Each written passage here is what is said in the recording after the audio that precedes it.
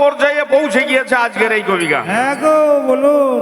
প্রায় 2 ঘন্টা 15 মিনিট ধরে আপনারা শুনলেন যত ভক্ত প্রাণ অপূর্ব থেকে অপূর্বতর আলোচনা, যেন বিষময় বললে ভুল হবে, অসুরের মুখ থেকে যেন অমৃতময় বাণী আপনারা সবাই করেছেন শ্রবণ।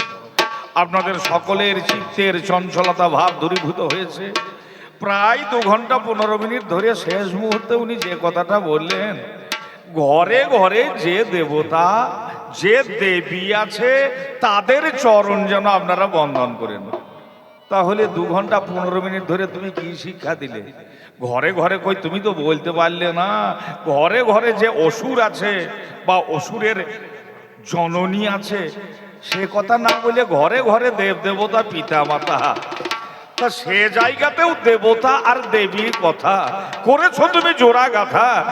আমার অসুর সুজনে বলতে হয় তোমার নিকটে দেবতার ভাব তো অতি সূক্ষ্মাতি সূক্ষ্ম ভাব আমি ধীরে ধীরে স্তরে স্তরে করে যাব উন্মোচন। এই বাংলার বুকে এমনই একজন মহান কবি জন্মগ্রহণ করেছিলেন যিনি দেব ভাবটাকে উন্মোচিত করার জন্য বলেছিলেন, খুব হংস শ্রোতার ন্যায় অনুভব করার চেষ্টা করবেন, কোনো আসরিক ভাব নয়, দেব ভাবকে উন্মোচিত করার জন্য বিদ্রোহী কবি মুসলমানের ঘরে জন্মগ্রহণ করে নজরুল বলেছিলেন, বলবীর বল উন্নত মম শির শিরনে হারি আমারি নত শিরি ওই শিখর হিমাদ্রি, বলো মহাবিশ্বের মহাকাশে ভারী ভূলোকে দুলোকে গোলকে ভেদিয়া খোদার আসনে আরস ছেদিয়া উঠিয়াছি চির বিস্ময় আমি বিশ্ববিধাত্রীর মম ললাটে রুদ্র ভগবান জলে রাজ রাজ টিকা দীপ্ত জয়শ্রী বলবীর চির উন্নত শির আমি সন্ন্যাসী সুর সৈনিক আমি যুবরাজ মম রাজ বেশ ম্লান গৈরিক আমি বেদুইন আমি চেঙ্গিস আমি আপনারে ছাড়া করি না কাহারে কর্নিস আমি কভু দেবতাদের বজ্র আমি ঈশানে বিশানে অহংকার আমি ইসরাফিলের শৃঙ্গার মহা হুঙ্কার আমি পিনাকে পানির দণ্ড ত্রিশূল ধর্মরাজের দণ্ড আমি চক্র আমি মহাশঙ্খ আমি খেপা দুর্বাসা বিশ্বামিত্র শিষ্য আমি দাবানল দাহ দাহন করিব বিশ্ব আমি প্রাণ খোলা হাসি উল্লাসে আমি সৃষ্টি বৈরী মহাত্রাস প্রভু পরশুরামের কঠোর কুঠারে আনিব বিশ্বে শান্তি শান্ত উদারে আমি হল বলরাম স্কন্ধে আমি উপারি ফেলিব অধীন বিশ্ব অবহেলে নব সৃষ্টির মহানন্দে মহাবিদ্রোহীর নক্লান্ত আমি সেই দিন হব শান্ত যবে উৎপীড়িতের ক্রন্দন রোল আকাশে বাতাসে ধনিবে না অত্যাচারীর খগ্গ কৃপান ভীম রণভূমে রনিবে না মহাবিদ্রোহীর নক্লান্ত আমি সেই দিন হব শান্ত। শুধু ভক্তমণ্ডলী, দেবভাবের হয় জাগরণ, হয় দেবভাবের উদ্বোধন, আসুরিক ভাব হয় বর্জন। তথাপি এমন এমন কথা বলেছে যে কথা ওই রঙিন চশমা চোখে সাদা গরুটাকেও কিন্তু ঠিক রঙিনই মনে হয়, লাল রঙেরই মনে হয়। সাদা চোখে বা খালি চোখে কিংবা সাদা চশমা চোখে যদি পৃথিবীটাকে দেখা যায় তাহলে পৃথিবীটাতে দেখা যাবে সবটাই হচ্ছে দেবভাব। অসুর ভাবকে বর্জন করার জন্য উনি বলছেন, মায়েদের হাতে আমি আছি লোহা, লৌহ অসুর, মায়েদের হাতে আছি আমি শঙ্খ, এটা শঙ্খ অসুর। আরে এই অসুরগুলো যখন দেব ভাবে এলো তখনই এরা মায়েদের হাতে স্থান পেল। তুমি যত কটি কথা বললে এক নিমেষেই শেষ হয়ে যায়। গয়া ধামের মাঝখানে পিণ্ডদান করতে যান আপনারা সবাই, গয়া অসুর, কিন্তু এখন কি আর গয়া অসুর আছে? এখন জায়গাটা হয়ে গিয়েছে গয়া ধাম। কেমন করে না, গয়ার মাঝখানে, গয়া অসুরের মাঝখানে যখন আসরিক ভাব ছিল তখন কিন্তু কেউ সে জায়গায় পিণ্ডদান করতে যায় নাই। যখন গয়া অসুরের বুকের মাঝখানে নারায়ণের শ্রীপাদ পদ্ম চিহ্ন পতিত হয়েছে, ঠিক সেই সময়ে আর গয়া অসুর নয়, তখন হয়ে গিয়েছে গয়া ধাম। শুধুই ভক্তমণ্ডলী, খুব সূক্ষ্মভাবে বিচার বিবেচনা করতে হবে। এই দেবতারা জগতে কি দান করেছে আর অসুরেরা জগতে কি দিয়ে গেছে। উনি প্রথম থেকে যদি আমি ধরি, উনি বলছেন মধু কৈটবের মেদ থেকে মেদিনীর তৈরি হলো। আরে তা তো তাঁতির বেটা তাকতু কাতুক ফুকো, আমি দেখলাম তোমার ধূপ নাই নৈবেদ্য নাই, সব ফাঁক ফুকা ফুকো। ঘন্টা নড়িয়ে তুমি দেবতাদের আরতি দেখাচ্ছিলে, তাই না? পঞ্চপ্রদীপ লইয়া আরতি দেখাচ্ছিলে যে তোদের কিছু হইল না আর আমার বউর 5খানা শাড়ি হয়ে গেল। এটাও জানো আমাদের সনাতন ধর্মের মাঝখানে ব্রাহ্মণ্য ধর্মের একটা কুসংস্কার। প্রকৃতপক্ষে দেবতাদের যে ভাব, সেই ভাবটাকে অনুভব করতে হবে। আমি প্রথমেই বলেছি, একটা জায়গাতে হাত দিয়েছিলাম সূর্যদেবের কথা। সূর্যদেব তিনি আলো বিতরণ করছেন, একেবারে বিজ্ঞান মনস্কভাবে আপনাদের বোঝানোর চেষ্টা করেছিলাম যে আলোর দ্বারা উদ্ভিদ জগৎ, পাতাকে ছোট ছোট ছেলেরাও বোঝে, গাছের পাতাকে বলা হয় গাছের রান্নাঘর। ওই পাতার মাঝখানে সূর্যালোকের উপস্থিতিতে সালোক সংশ্লেষ হলো এবং তৈরি হলো কি অক্সিজেন। এই অক্সিজেন যদি না থাকে তাহলে কেউই বাঁচতে পারবে না। এটা কিন্তু ওই সূর্য দেবতারই একমাত্র অবদান। অসুরদের এই রকমের কোনো অবদান আছে কি? যারা বাবা এই দেবতা অসুরে বিশ্বাসও করে না, তারাও পর্যন্ত সূর্যদেবকে কিন্তু মান্যতা দিতে বাধ্য। বরুণ দেবতা জল, পৃথিবীতে 3 ভাগ জল, 1 ভাগ স্থল। আমাদের দেহটার মাঝখানেও বিজ্ঞান আবিষ্কার করছে এই দেহটার মাঝখানেও 3 ভাগ জল আর 1 ভাগ স্থল। তা খুব চিন্তা করে দেখুন, এই জলদেবতা যদি না থাকে তাহলে আমাদের অস্তিত্ব থাকবে কি? এখানে অসুরের কোনো প্রয়োজন নাই। জলদেবতা যদি না থাকে আমাদের অস্তিত্ব থাকবে কি? প্রত্যেকটা মানুষের দেহের মাঝখানে জঠর অগ্নি রূপে অগ্নি দেবতা বর্তমান। তিনি হিন্দু হতে পারেন, মুসলমানও হতে পারেন, খ্রিস্টানও হতে পারেন। তিনি খাদ্য গ্রহণ করেন, খাওয়ার পরে শরীরে পেটের মাঝখানে জঠর অগ্নি রূপে অগ্নি দেবতা বর্তমান আছে। যখন এই অগ্নি দেবতা থাকবে না তখন আর কোনো কিছুই হজম হবে না। যেটা খাবে সেটা একবার গড় গড় গড় গড় গড় গড় করে বদ হজম হয়ে যাবে। তার মানে দেবতার প্রভাবটা কেমন একটু লক্ষ্য করে দেখুন। আমি একেবারে মানব জীবনে পুঙ্খানুপুঙ্খভাবে বোঝানোর চেষ্টা করেছিলেন, কিন্তু উনি ঠিক পাশ কাটিয়ে কাটিয়ে দেবরাজ ইন্দ্রের কলঙ্ক, দেবগুরু বৃহস্পতির কলঙ্ক, চাঁদের কলঙ্ক, ব্রহ্মার কলঙ্ক, আমাদের সনাতন ধর্মশাস্ত্রে পৌরাণিক ব্যাখ্যায় যেটা বাবা একবারে ঢাকনির ভিতরে আছে। আপনারা নারকেল খেয়েছেন তো? নারকেলটাকে খেতে হলে বাবা প্রথমে ছোবরাটাকে ছাড়াইতে হয়।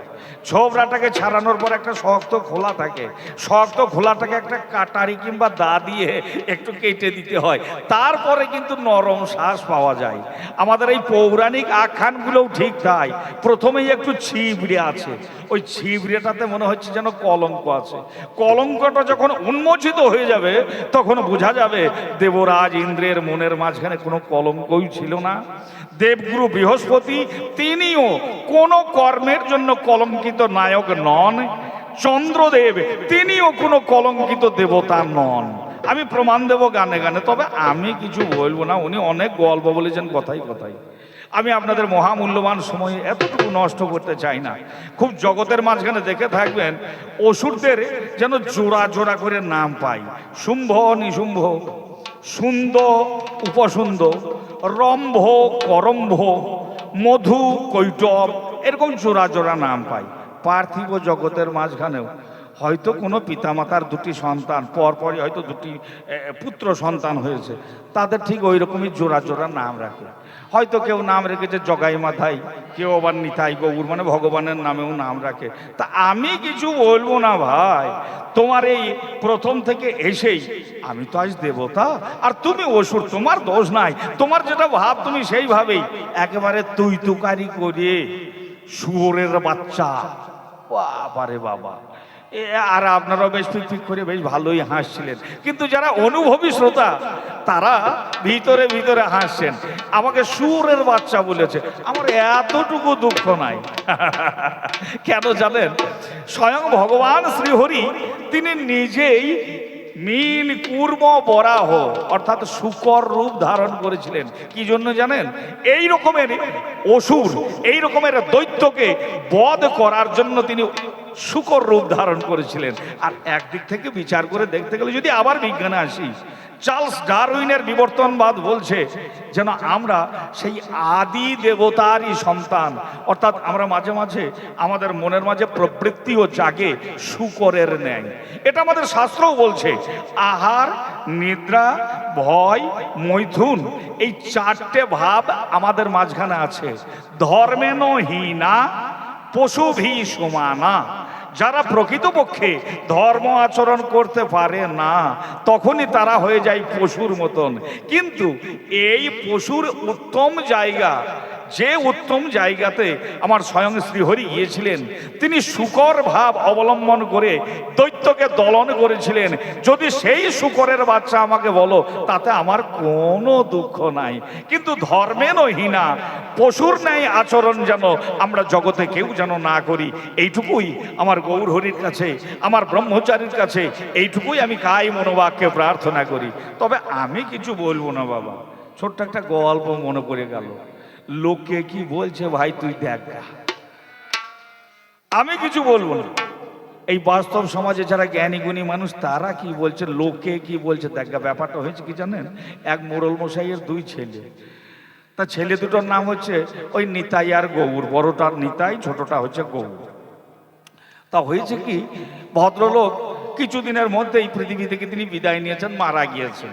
আর এই নিতাই আর গৌর তাদের মায়ের কাছেই বড় হয়। একটুখানি বড় হতে না হতে একদিন তাদের মাও পর্যন্ত অকালে বুঝলেন মারা গেল। এই ছেলে দুটো পিতৃ মাতৃ সুখে একবারে পাগল হয়ে গিয়েছে। বড়টা হয়তো 20-22 বছর হবে, আর ছোটটা সে হয়তো এই 17-18 বছর বয়স হবে। ছোট ভাই খুবই সাদা সিধে সরল গোছের। তা ছোট ভাই দাদাকে বলছে, দাদা রে, আর কতদিন তুই এইভাবে রান্না করে আমাদের দুই ভাইয়ের খাওয়া দাওয়ার ব্যবস্থা করবি? তা দাদা এক কাজ কর, বিয়ে থাকর। মানে এরকম হইতো না, এরা তো রান্না বান্না তেমন শেখে নাই। একদিন ওই আলু পোড়া, কচু পোড়া, বেগুন পোড়া এরকম করে পুড়িয়ে টুড়িয়েই খাই। একদিন বুঝলেন ছোট ভাই বলছে, দাদা আমাদের ওই চালে দেখছি ভালো লাউ উঠেছে, একটা লাউ পেড়ে আনি, মা কত সুন্দর লাউয়ের তরকারি করতো, আজ একটু লাউ পুড়িয়ে ভাত খাই। ওই লাউ পোড়াইতে গিয়েই গন্ডগোল হইয়াছে। কচু পোড়া, আলু পোড়া, বেগুন পোড়া করতে করতে একদিন লাউ পোড়াইতে গিয়েছে। আর আমার মায়েরা জানেন, লাউ হচ্ছে একবারে সরস। লাউটাকে উনুনে ভরতেই উনুন বাবা লিপিয়ে গিয়েছে। ছোট ভাই তখন দাদাকে বলছে, দাদা এই লাউ পোড়া আমাদের কপালে হবে না, তুই একটা বিয়ে থাক কর, ঘরে মেয়ে ছেলে না লিখি আর হয় রে। 25-30 বিঘে জমি আছে। বড় ভাই একটা গরিব ঘরের মেয়েকে বিয়ে করেছে। দেখতে দেখতে প্রাকৃতিক নিয়মে বছর খানেকের মধ্যে ঘরের ওই বধূ মাতাটি তিনি সন্তান সম্ভবা হয়েছে। আমাদের সামাজিক একটা নিয়ম আছে, বাবার বাড়িতেই মেয়েকে পাঠানো হয়, ঘরের বউকে পাঠানো হয়, সেখানে সন্তান প্রসব করে। এই বউটাকেও পাঠানো হয়েছে। মাঝে মাঝে টেলিফোনে মোবাইলে খবর নেওয়া হচ্ছে। ছোট ভাই দাদাকে আদর করে বলছে, দাদা আমার মন বলছে আমাদের ভাইপোই হবে। আর ভাইপো যদি হয় তাহলে দাদা আমি কিন্তু প্রথম ভাইপোর মুখ দেখতে যাব। দাদা বলছে, বেশ রে, বেশ তাই যাবি। মানে সাদা শীতে ছেলে তো, বেশ তাই যাবি। এবার হয়েছে কি, 10-20 দিন পরেই আবার ফোনে খবর আসছে যে হাসপাতালে ভর্তি করা হয়েছে। খবর আসছে পুত্র সন্তান হয়েছে। আর সঙ্গে সঙ্গে দাদা ভাবছে গরিব মানুষ, হয়তো টাকা পয়সার দরকার হবে, পকেটে কিছু টাকা নিয়ে তাড়াতাড়ি সাইকেলটা বের করে বেরোতে যাচ্ছে। এমন সময় ছোট ভাই, দাদা কোথায় যাবি? যে আরে তোর কথাটাই সত্যি হয়েছে ভাই, হ্যাঁ ভাইপোই হয়েছে রে। তা দাদা আমি আমার ভাইপোর প্রথম মুখ দেখতে যাব। দাদা বলছে, আরে পাগল, তুই 2-4 দিন পর যাবি, টাকা পয়সার দরকার আছে, আমি নিয়ে যাই। না দাদা আমি বলেছি ভাইপো হবেই, ভাইপো যখন হয়েছে ভাইপোকে দেখতে আমিই প্রথম যাব। এই দুই ভাই বুঝলে কথা কাটাকাটি আরম্ভ হয়েছে। কথা কাটাকাটি বড় ভাই তখন ছোট ভাইকে ফটাস করে একটা টালি নিয়েছে। বলছি টাকা পয়সার দরকার আছে, হয়তো গরিব মানুষ, আমি টাকাটা নিয়ে যাই। এ তখন চিৎকার করে কাঁদতে শুরু করেছে। পাড়ার কিছু বয়স্ক মানুষ এসে বলছে, নিতাই তুমি তোমার ভাইকে এইভাবে মারধর করছো কেন? বড় ভাই নিতাই তখন বলছে, জেঠু জেঠু ব্যাপারটা বুঝছেন না, আপনাদের বৌমা সন্তান প্রসব করেছে, তা টাকা পয়সার দরকার আছে, আমি যাই। তা এ হারামজাদা বারবার বলছে আমি যাব আমি যাব। পাড়ার লোকগণ মুখ টিপে টিপে হাসতে হাসতে বলছে, ও নিতাই তোমার ভাইকেই পাঠিয়ে দাও, ওকে না হয় ভাইপোর মুখ দেখবে কিছু কিছু নিয়ে যেতে বলবে। দাদা তখন দেখছে পাড়া যখন মাতব্বররা বলেছে ভাইপোর হাতে 500টা টাকা দিয়েছে, হ্যাঁ, আর আলাদা করে 2000 টাকা দিয়েছে, বলছে এটা তোর মায়ু মায়ের হাতে দিবি, আর এই 500 টাকার কিছু মিচু নিয়ে যাস। ছেলেটা দেখছে দাদা যখন বলছে কিছু মিচু নিয়ে যেতে, বলছে ঠিক আছে দাদা, চোখের জল মুছতে মুছতে তাড়াতাড়ি বুঝলেন ঘর থেকে বেরিয়েছে।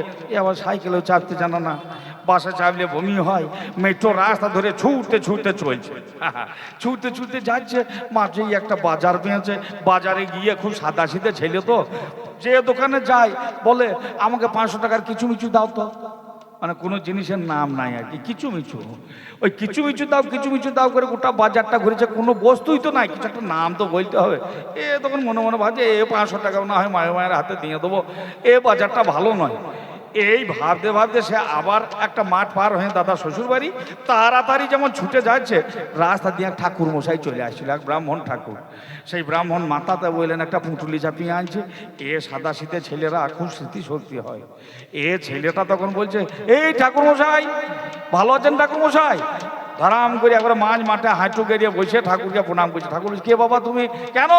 আমি সেই নিতাইয়ের ভাই, আমি সেই গৌর, আমার দাদার বিয়ে দিয়েছিলেন না। ঠাকুরমশাই আপনার মাথাতে ওটা কি? ঠাকুরমশাই তোমার প্রণাম করে বলেছে, আর বাবা এই কিছু মিচু আছে, এই কিছু মিচু আছে বলেছে।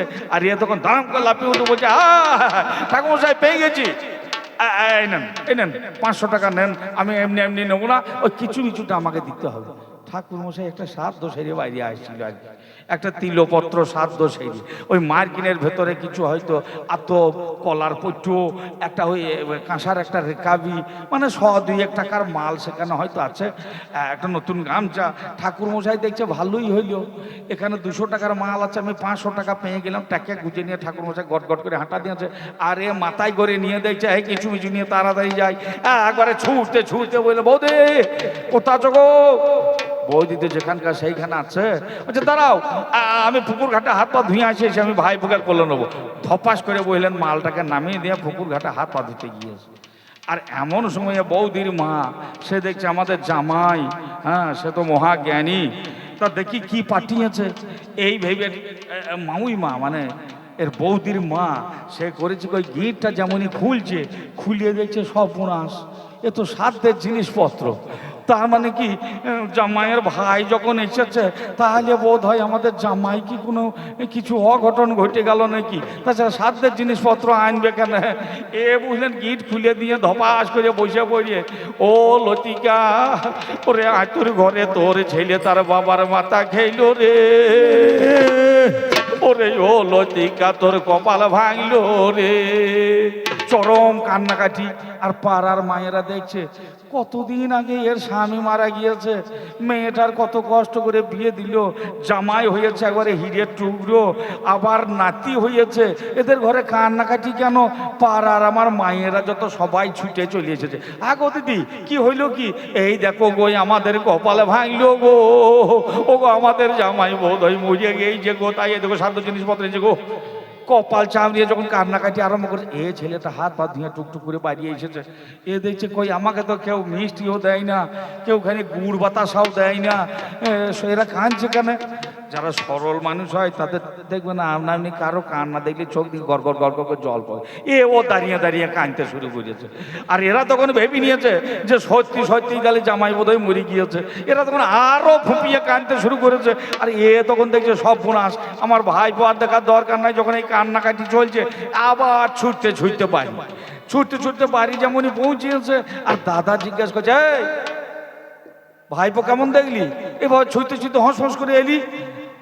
দাদা রে, দাদা আমি কি বলবো রে, আমি কিছু বলছি না, লোকে কি বলছে দেখ বৌদি বিধবা হয়ে গিয়েছে। দাদা তখন বাঁদর, আমি জল জানতো চাইছি। দাদা তুই বললে তো হবে না রে দাদা, লোকে কি বলছে দেখ বৌদি বিধবা হয়ে গিয়েছে। মাননীয় জনগণ, আমি কিছু বলবো না, আমি তো দেবতার ভূমিকায় আছি।